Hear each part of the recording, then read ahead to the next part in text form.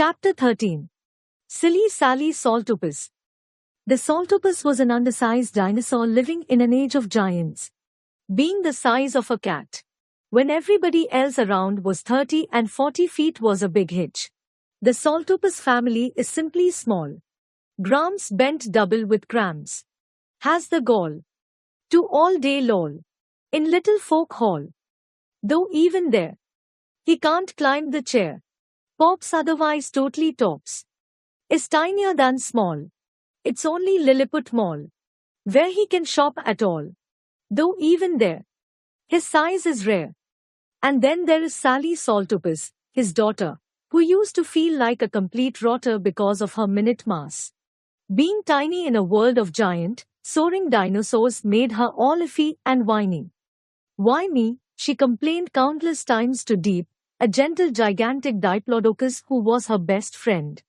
Deep was so tall that he had to look through a pair of binoculars to see his little friend clearly. Why me? Why should I be so tiny? So nano? Why? Everything around me is so oversized that I feel like a louse in giant's hair, like a mole in a mammoth's lair. Trapped, wrapped. Oh, why is life so unfair? Deep gently tells her that life always seems unfair for those who think it is so. He tries to sell Sally the idea that size does matter, but in some cases being tiny and trim is better than being big and bloated. Look at me, he says. Look at my make. Can you imagine the kind of backache I take from lugging this bulging bulk? Can you imagine the effort I have to make just to bend down and drink water from the stream? And all that juicy grass on the ground, dear Sally says, I have to entirely miss, cause there is no way that I can reach it. Sometimes, I wish I was small and compact like you. Really I do. They were entering through the school gates talking like this. Sally was beginning to feel a bit better. But just then, the terrible two of her class, Raza and Tex, the former a dino from India and the latter the son of the terrifying T-Rex, piped up together. Can you think of anything worse than being a silly salty purse?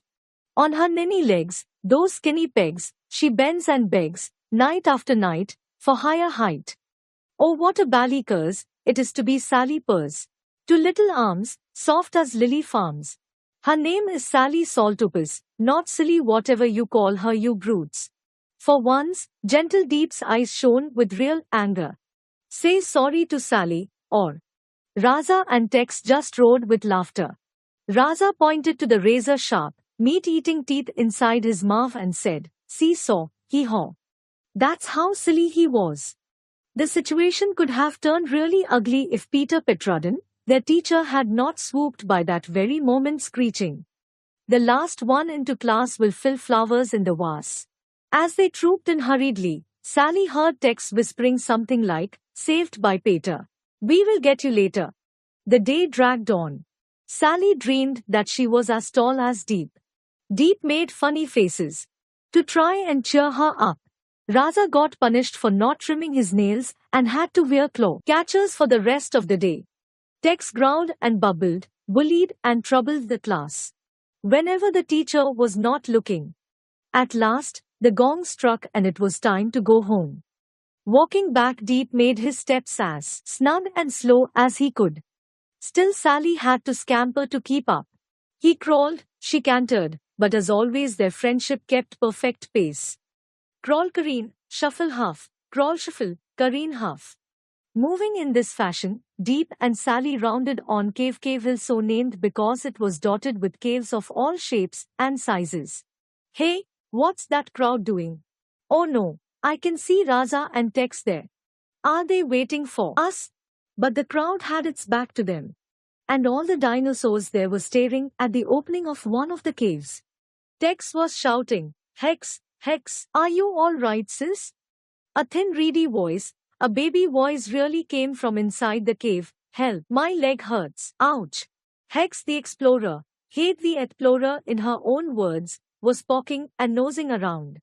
Everywhere, toddling and tumbling, rolling and bowling along like a bubble of mischief. Everybody loved her and her slightly goofy smile, but her elder brother Tex just adored her. Today, Her exploration had taken her inside one of the caves. In the darkness, she had stumbled and fallen, and injured her leg. Tex was pouring out this news to anyone who would listen. And the opening of the cave is too small for anybody to get inside and save her. Raza added, waving his claw catchers.